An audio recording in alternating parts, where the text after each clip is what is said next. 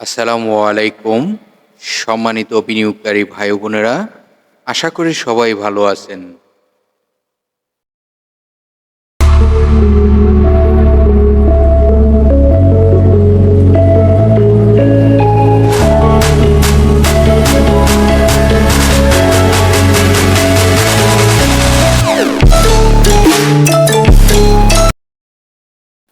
প্রিয় বিনিয়োগকারী ভাই ও বোনেরা, আপনারা সকলেই অবগত রয়েছেন।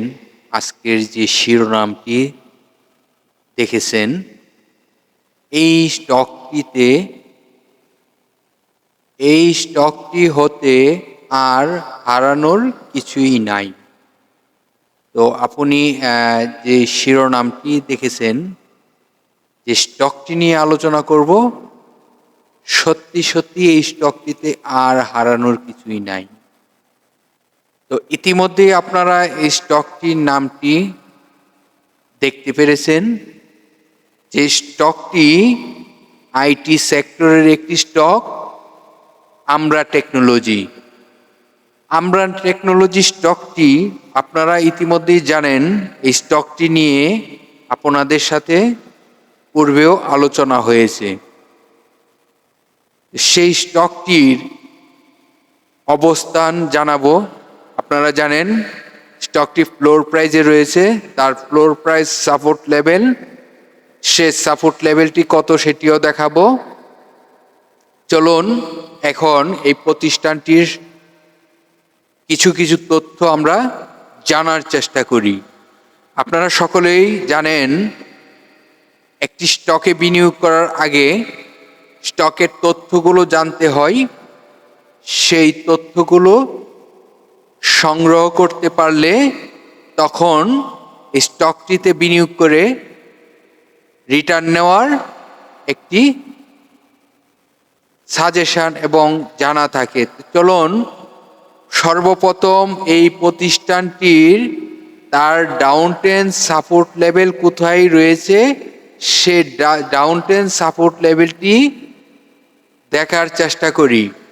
আপনারা জানেন তার ডাউন ট্রেন্ড সাপোর্ট লেভেলটি তার ফ্লোর প্রাইজে রয়েছে। তারপরও আপনাদেরকে আবারও আমি দেখানোর চেষ্টা করি। এটি তার ডাউন ট্রেন্ড সাপোর্ট লেভেল এবং ফ্লোর প্রাইস 30 টাকা 40 পয়সা। এটি হলো তার ডাউন ট্রেন্ড সাপোর্ট লেভেল এবং ফ্লোর প্রাইস 30 টাকা 40 পয়সা। তো শিরোনামটি এই জন্যই ছিল যে ফ্লোর প্রাইজে যেহেতু রয়েছে, এখান থেকে আর হারানোর কিছুই নাই, তাহলে আর কমানোর আর সম্ভাবনা নাই। তো এখন আমরা আপনাদেরকে দেখাবো, এই স্টকটি যদি এখন ভালো করতে হয় তাহলে তাকে প্রথম তার আপট্রেন্ড রেজিস্ট্যান্স কত রয়েছে, তাকে প্রথম আপট্রেন্ড রেজিস্ট্যান্সটিকে ব্যাকআউট করে তাকে ভালো করতে হবে। তো সে ভালো যদি করতে হয় তাহলে তার প্রথম যে আপট্রেন্ড রেজিস্ট্যান্সটি রয়েছে তাকে কিন্তু ব্রেকআউট করতে হবে। তো সেটি কত, সেটি তো আমাদের জানার প্রয়োজন আছে না, সেটি এখন জানবো। তো আপনারা ইতিমধ্যেই দেখিতেছেন তার আপট্রেন্ড রেজিস্ট্যান্সটি রয়েছে 31 টাকা। 31 টাকা তার আপট্রেন্ড রেজিস্ট্যান্স রয়েছে। তো এই রেজিস্ট্যান্সটিকে ব্যাকআউট থাকতে হবে ক্লোজিংয়ে। এটি কিন্তু আপনারা সকলে আমাদের আলোচনা যেহেতু শুনতেছেন, বলার আগেই কিন্তু বুঝে ফেলেন যে ক্লোজিংয়ে ব্যাকআউট থাকতে হবে। যখন ক্লোজ হবে তখন এই প্রাইসটি তার ব্যাকআউট থাকতে হবে, তখন নেক্সট যে আরেকটি তার আপট্রেন্ড রেজিস্ট্যান্স থাকে, সে রেজিস্ট্যান্সে যাওয়ার ক্ষমতা থাকবে, শক্তি থাকবে। তো তার পরবর্তী যে রেজিস্ট্যান্সটি রয়েছে কত, 31 টাকা 50 পয়সা। স্টকটি কিন্তু ছোট রেজিস্ট্যান্স দিয়েই কিন্তু ব্রেকআউট করতে হবে। তো পরবর্তী যে রেজিস্ট্যান্সটি আপনারা স্ক্রিনে দেখতে পারতেছেন, তার কত রয়েছে, 31 টাকা 50 পয়সা। তো স্টকটি কিন্তু ভালো করতে হবে, ছোট রেজিস্ট্যান্স থাকলেও স্টকটি ভালো করতে হবে। তাহলে স্টকটি তার পরবর্তী রেজিস্ট্যান্স কত রয়েছে সেটিও দেখার চেষ্টা করব। এখন আপনাদেরকে দেখাবো তার পরবর্তী যে আরেকটি রেজিস্ট্যান্স রয়েছে সেই রেজিস্ট্যান্সটি কত। আপনারা জানেন প্রতিটি রেজিস্ট্যান্স ক্লোজিংয়ে ব্যাকআউট থাকলে পরবর্তী রেজিস্ট্যান্সে যাওয়ার তার শক্তি ফিরে পাবে। তো এখন আপনাদেরকে তার পরবর্তী রেজিস্ট্যান্সে যাওয়ার জন্য যে শক্তিটি অর্জন করেছে সে পরবর্তী তার আপট্রেন্ড রেজিস্ট্যান্সটি কত সেটি দেখানোর চেষ্টা করব। আপনারা স্ক্রিনটিকে ফলো করুন, আমি আপনাদেরকে দেখানোর চেষ্টা করতেছি। তার পরবর্তী আপট্রেন্ড রেজিস্ট্যান্সটি রয়েছে 32 টাকা 20 পয়সা। 32 টাকা 20 পয়সা তার পরবর্তী আপট্রেন্ড রেজিস্ট্যান্স রয়েছে। সেটি যদি ক্লোজিংয়ে আপ থাকে তখন সে আরো শক্তি ফিরে পাবে। তাহলে তার পরবর্তী আরেকটি রেজিস্ট্যান্স রয়েছে, তখন তার এই শক্তিটি ফিরে পেয়ে আবার তার পরবর্তী রেজিস্ট্যান্সে যাওয়ার ক্ষমতা থাকবে। তো এখন আপনাদেরকে দেখাবো তার পরবর্তী রেজিস্ট্যান্সটি কত। তাহলে তার পরবর্তী রেজিস্ট্যান্সটি আপনারা স্ক্রিনে দেখতে পারতেছেন 33 টাকা 40 পয়সা। 33 টাকা 40 পয়সা তার পরবর্তী আপট্রেন্ড রেজিস্ট্যান্স। এই রেজিস্ট্যান্সটি যদি সে ক্লোজিংয়ে ব্যাকআউট করতে পারে তাহলে স্টকটি আরো অনেক ভালো করার সম্ভাবনা রয়েছে। তো এই তথ্যগুলো কিন্তু আপনাদের সকলেরই সচেতন থাকতে হবে, জানা থাকতে হবে, সম্ভব হলে ডায়েরিতে এন্ট্রি করে রাখতে হবে। তখন আপনি এই যে 30 টাকা 40 পয়সা থেকে সে 3 টাকা একটি গ্যাপ শর্ট টাইমের মধ্যে দেওয়ার সম্ভাবনা থাকবে। তো চলুন এই প্রতিষ্ঠানটির আরো কিছু তথ্য আপনাদেরকে দেখাবো। এই কোম্পানিটি আপনারা জানেন তার পার শেয়ার সম্পদ মূল্য রয়েছে 23 টাকা 4 পয়সা, যেটিকে আমরা বলি ন্যাপ। এই প্রতিষ্ঠানটির ন্যাপ 23 টাকা 4 পয়সা, এটি হলো পার শেয়ার সম্পদ মূল্য। আপনারা জানেন এই কোম্পানিটির তার প্রথম আর্থিক প্রতিবেদন প্রকাশ করেছে। সেই প্রতিবেদনটি প্রকাশ করেছে তার প্রথম 3 মাসের যে আয় হয়েছে, ফার্স্ট কোয়ার্টারটি কত টাকা আয়। ফার্স্ট কোয়ার্টার তার 19 পয়সা আয় করেছে। তো এই প্রতিষ্ঠানটি আপনারা সকলেই জানেন তারা বাংলাদেশ পুঁজিবাজারের তালিকাভুক্ত হয় 2012 সালে। এটি আপনারা সকলে অবগত রয়েছেন। এই কোম্পানিটি বাংলাদেশ পুঁজিবাজারের তালিকাভুক্ত হয়েছে 2012 সালে।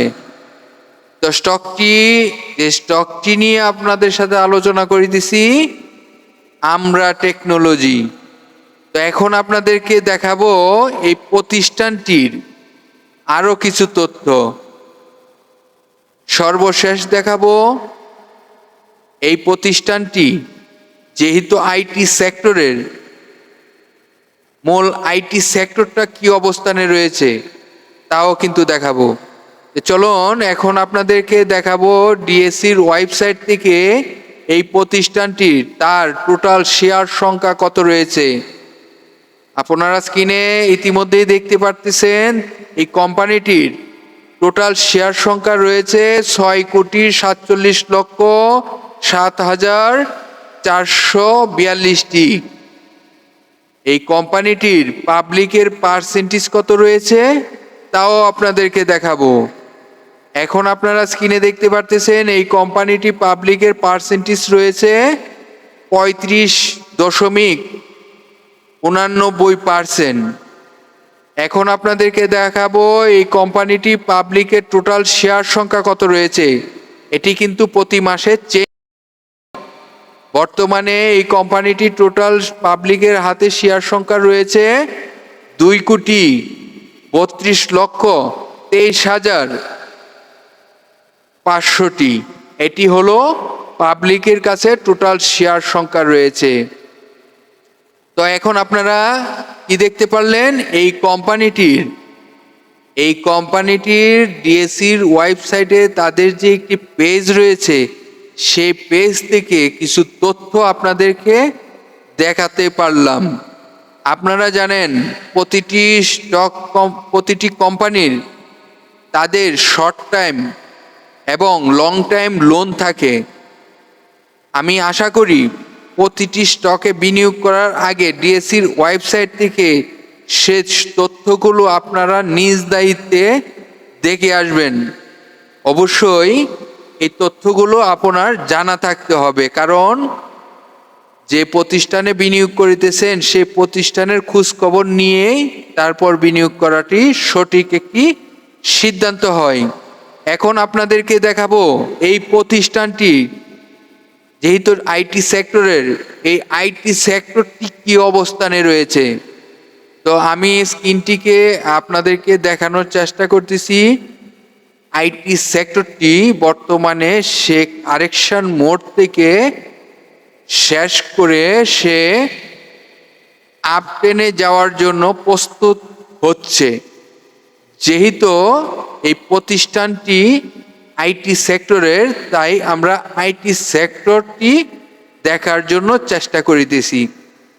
তো আইটি সেক্টরটি যেহেতু সে আপট্রেন্ডে যাওয়ার জন্য প্রস্তুত হচ্ছে কারেকশন মোড শেষ করে, তাহলে সেক্টরটি যেহেতু কারেকশন মোড শেষ করে সে ভালো হওয়ার জন্য, সে আপট্রেন্ডে যাওয়ার জন্য প্রস্তুত হচ্ছে, তো তারই সাথে সে মিল রেখে সেও ভালো হওয়ার সম্ভাবনা থাকবে।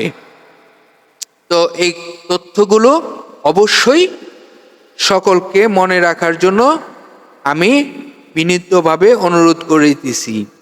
ধন্যবাদ সকল বিনিয়োগকারী ভাই বোনেদেরকে ধৈর্য সহকারে আমাদের ভিডিওটি দেখার জন্য। আগামীকাল বিকাল 3টায় আবারও চলে আসবো আপনাদের মাঝে, সাথে